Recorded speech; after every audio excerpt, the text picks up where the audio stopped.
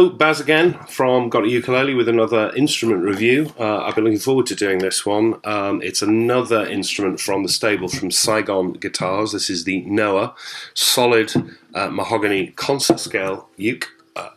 And you may recall I reviewed their Monkey Pod tenor a few weeks ago. I was quite impressed with it. Had a few little issues, but generally I thought it was a good buy and it was a good price. I think this is an even better price. This is the concert model that retails at £150.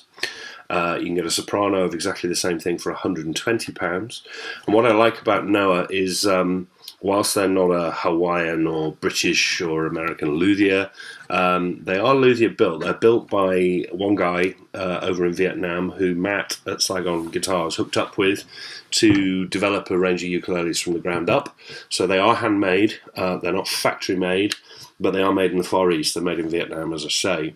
I think that's nice because you're getting something different. A lot of the generic brand ukuleles are churning out essentially the same instruments and putting different labels on the headstocks. You buy a Noah, and this is what you get.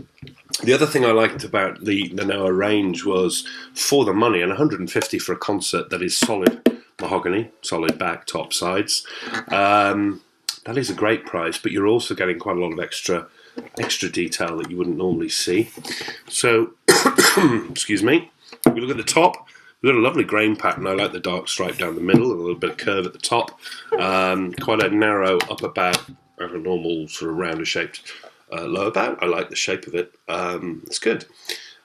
Sides, nice straight grain pattern that matches. Attention to detail again. And on the back, lovely grain pattern, nicely book matched. And I love this paler sapwood, getting into the sapwood of the strip of wood there in the back. It's pretty. The whole thing's finished in gloss. It's generally finished pretty well. I'll come on to some areas where I think it could have been improved, but it's a nice gloss finish. It doesn't feel sticky. It doesn't feel too overly thick in the main, but it's nice. The edge binding around the top and around the back with a little bit of black trim, unusually for an instrument of this price, is made of wood, which you'd normally see on much higher end bespoke instruments as an option. This is maple, and I like that. That's different from just having a bit of plastic. And similarly, rather than going with plastic or a transfer, the sound hole rosette is inlaid marquetry in wooden pieces, and I think looks pretty nice.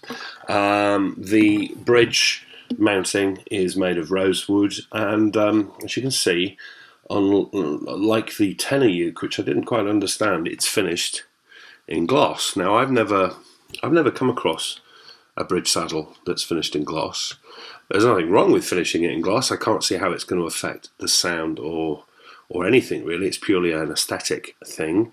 But as I said in the last review, I don't like it. I'd rather that looked unfinished wood, and because you can see the bridge mounting there, you see a bit of gloss pooling around the edge because the whole thing has been finished as one. You know, fine. That isn't something that should put you off in terms of the way the thing plays, and you might actually look at it and think, hey, I think that looks really nice. Purely personal opinion, and it shouldn't really affect my review too much. It's a tie bar bridge with a bit of white trim detail here, and good to see that the saddle is made of bone. It's also nicely finished and not too high, so the action at this end is good. And that's it really for the body. We've got a bit of a curve in the back, which is going to help with sound projection, but we'll come on to that later. And looking inside, it's all nice and tidy, notched kerfling holding the back and sides on, if you can see that, and the Noah label, which gives you a serial number and the signature of the guy who made it, and that's handwritten in. That isn't something that's just printed to make you think that it's handmade. It is.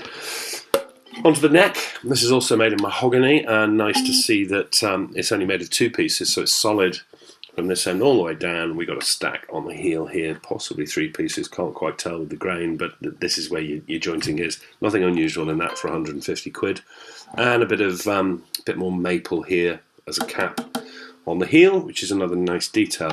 I like the neck. There are a few little finish bubbles and spots in the back. You can't feel them when you're playing it, and of course nobody's going to see them when you're playing it because you're facing it out this way.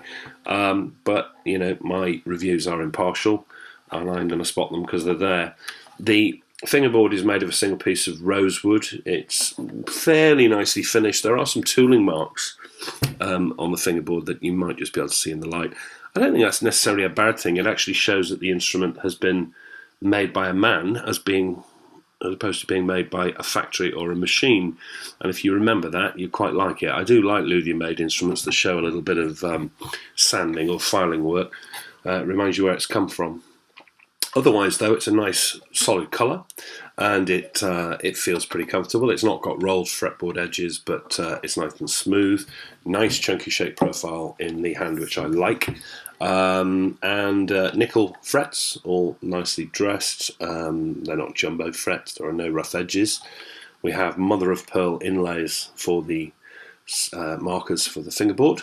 I like double markers. Don't ask me why, purely an aesthetic thing, but I like that. What I don't like is that there are no markers that face the player, just the ones that I want to see. So many instruments do that. I don't understand. There we are. The nut is made of bone. It's nicely finished. It's nicely set and looks like it could easily be removed and adjusted. It's not glued in acres and acres of junk. And the action here is spot on. And up to the headstock, full marks. A ukulele builder who didn't choose to go with the generic Martin three-pointed crown-shaped headstock. I have no idea why instruments continue to do that. It's not a Martin. Don't pretend it's a Martin. Come up with your own design. That said, it's pretty plain, but plain is good. That's fine. I like it, actually. The Noah logo is inlaid, and the whole thing's finished in gloss, and the top, as you can see, of the headstock is actually a veneer on the top in more mahogany to give it a bit more of a nice look, and that's nice.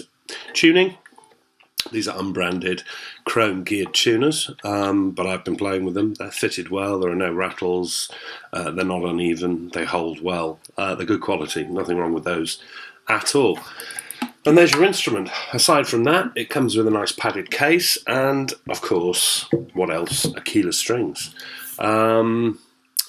And I think it's a great package, 150 quid. This one's impressed me more than the tenner I had a look at. I don't mind admitting that, and the review will say so. It's got a few little finish issues, but nothing major. And certainly, in terms of £150 concert ukuleles, I have seen an awful lot worse, and I've seen an awful lot plainer. So looks-wise and build-wise, it's all looking pretty good so far. But how's it sound and how's it play? Well, you may have read the tenor review with the Monkey Pod wood. I thought it was a little bit quiet sounding, and I looked at this one, and this too has got a fairly thick top, like the Monkey Pod did, and that did affect the sound. And when I'm looking at this, together with the fairly narrow upper bout, okay, it's got a fairly big butt. I was concerned about the sound on this one as well, but actually, it's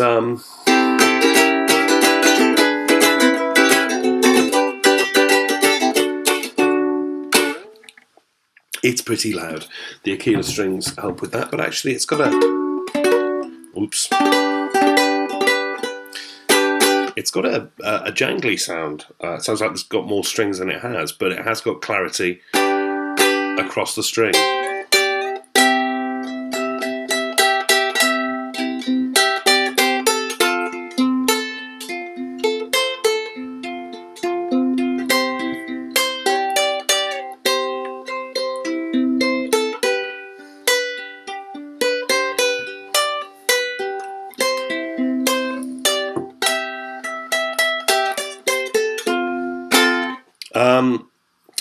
I've been playing it a bit actually, and I quite like it. It'll stand up with other instruments in a jam because it has got it's quite a bright tone. Some people say mahogany gets a mellow tone. Some people say it's got a bright tone. I personally think it depends on the build of the instrument, and I quite like the tone of this. It is.